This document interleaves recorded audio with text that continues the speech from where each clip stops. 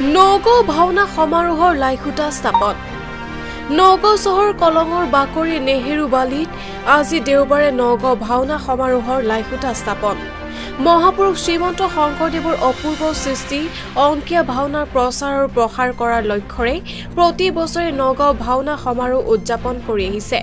ত্ৰয়োদশ বাৰ্ষিক নগাঁও ভাওনা সমাৰোহ শনি এইবাৰ 18, 19 আৰু 20 মাৰ্চ তাৰিখে 3 দিনীয়াকৈ অনুষ্ঠিত কৰিছে নগাঁও ভাওনা সমাৰোহৰ জন্ম লগ্নৰে পৰা নগাঁও সদৰ সমষ্টিৰ প্ৰাক্তন বিধায়ক দুৰ্লভ চমুৱাৰ নেতৃত্বত বিশেষকৈ ব্ৰজাৱলী ভাষাত অনুষ্ঠিত হোৱা এই ভাওনা সমাৰোহ 9খন খুলত একেলগে 9খন ভাওনা আৰু কেলিগোপাল নাট অনুষ্ঠিত কৰা হয় এই ভাওনা সমাৰোহ শনিত নগাঁও সমান্তৰালকৈ ৰাজ্যৰ বিভিন্ন প্ৰান্তৰ পৰা অহা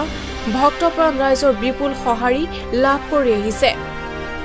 লাইখুটা স্থাপন কৰে সাহিত্যিক শিক্ষাবিদ সত্ৰীয়া সংস্কৃতিৰ সাধক তিলক চন্দ্ৰ মজুমদাৰে এই অনুষ্ঠানত উপস্থিত থাকে নগাঁৱৰ বহু গণ্যমান্য লোক নগাঁৱৰ পৰা বিভূতি বৰা ৰিপৰ্ট বতদ্ৰোৱা লাইভ আমাৰ নগাঁৱৰ এটা ঐতিহ্যপূৰ্ণ দিন কাৰণ যোৱা 13 বছৰ জুৰি নগাঁও ভাওনা সমাৰোহে আজি 13 বছৰ ভৰিলে আৰু এই বছৰৰ কাৰণে ভাওনা সমাৰোহ 3 দিনীয়াকৈ 21, 22, 30 তাৰিখে পাতিবৰ কাৰণে থিৰাং কৰি আজি লাইখুটা স্থাপন কৰা হৈছে এই লাইখুটাই আমাৰ নগাঁৱৰ ভাওনা সমাৰোহৰ যি ঐতিহ্য ভাওনাৰ ঐতিহ্য আৰু অসমীয়া মানুহৰ ঐতিহ্য এই ভাওনা সমাৰোহত সুন্দৰকৈ প্ৰকাশ পায় আজি ভাওনা সমাৰোহ নিখুঁতভাৱে আমাৰ যি শংকৰদেৱৰ দিনৰ অংকীয়া নাটৰ ঐতিহ্য সেই ঐতিহ্য ৰক্ষা কৰি পাতিবৰ কাৰণে চেষ্টা কৰি থকা হৈছে আৰু এতিয়ালৈকে কৰা হৈছে কিন্তু আচৰিত কথা আন উজনি অসমৰ ভাওনাৰ যি ঐতিহ্য সেই ঐতিহ্যৰ মূল বস্তুটোকে নাইকিয়া কৰি উঠিছে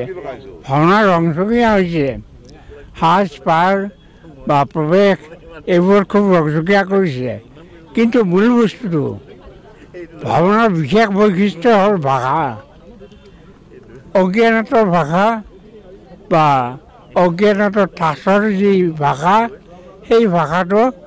ব্ৰজাৱলী মিশ্ৰিত অসমীয়া ভাষা সেই ব্ৰজাৱলী মিশ্ৰিত অসমীয়া ভাষা আজিলৈকে নগাঁৱৰ ভাওনাবাৰে ৰক্ষা কৰি আছে আৰু বিশেষকৈ আমাৰ ভাওনা সমাৰোহত সেই প্ৰকাশটো নগাঁৱত বিস্তৃত কৰাৰ লগতে সদায় যাতে মহাপুৰুষ শংকৰদেৱৰ জন্মঠাইৰ শংকৰদেৱে প্ৰতিষ্ঠা কৰা সেই ভাওনাৰ ঐতিহ্য ৰক্ষা কৰি থাকিব পাৰোঁ তাৰ কাৰণে ভাওনা সময়ে চেষ্টা কৰি গৈছে আৰু চেষ্টা কৰি যাব আৰু মই আজি এই ভাওনা সমাৰোহত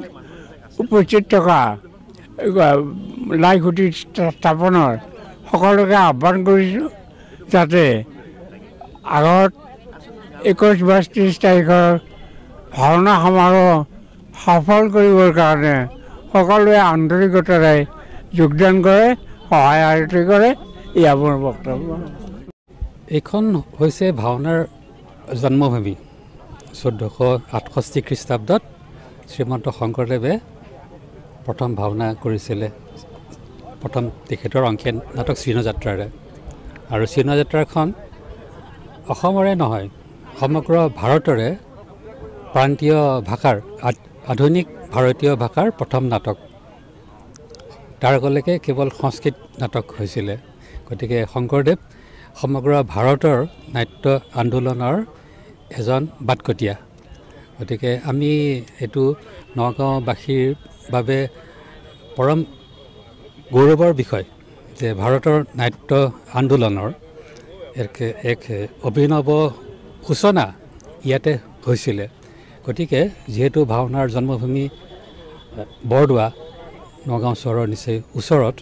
সেইকাৰণে নগাঁৱত এই ভাওনা সমাৰোহখন হৈ থকাটো অতি তাৎপৰ্যপূৰ্ণ। এইখন 13 বছৰত ভৰি দিলে, গতিকে এই ভাওনা সমাৰোহ আমাৰ অসমবাসীৰ বাবে এক অতি গুৰুত্বপূৰ্ণ বিষয়। মই আশা কৰোঁ যে এই ভাওনা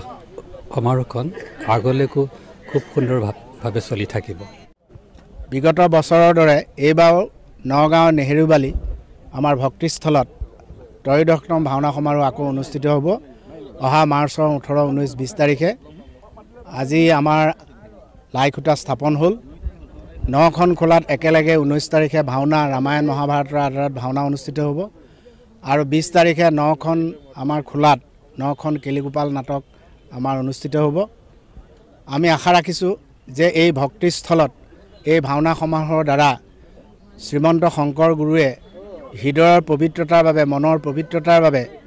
আমাক যিবিলাক গুণ গৰিমা দি থৈ গৈছে, সেই হৰিনাম বক্ষণা কৰি, সেই হৰিনাম আমি গুণানুকীৰ্তন কৰি চবেই যাতে আমি পাপমুক্ত হৈ পবিত্ৰ হ'ব পাৰোঁ, মনবিলাক পবিত্ৰ কৰিব পাৰোঁ, সুখ শান্তি আনন্দৰ সমভাগী হ'ব পাৰোঁ আৰু ভক্তি ৰসেৰে নিস্বাৰ্থভাৱে সেৱা আৰু কল্যাণৰ মনোভাৱেৰে গুৰুজনাৰ যাতে আদৰ্শ আমি বিশ্বৰ দৰবাৰলৈ লৈ যাব পাৰোঁ, সেই উদ্দেশ্য আগত ৰাখি ভাওনা সমাৰোহ অনুষ্ঠিত কৰি থকা হৈছে। আমি আশা ৰাখিছোঁ যে বিগত বছৰৰ দৰে এইবাৰো ৰাইজে অকুণ্ঠ সহায় সহযোগিতা আমালৈ আগবঢ়াব আৰু ভাওনা সমাৰোহত আহি তেখেতসকলে আমাক উৎসাহিত কৰিব।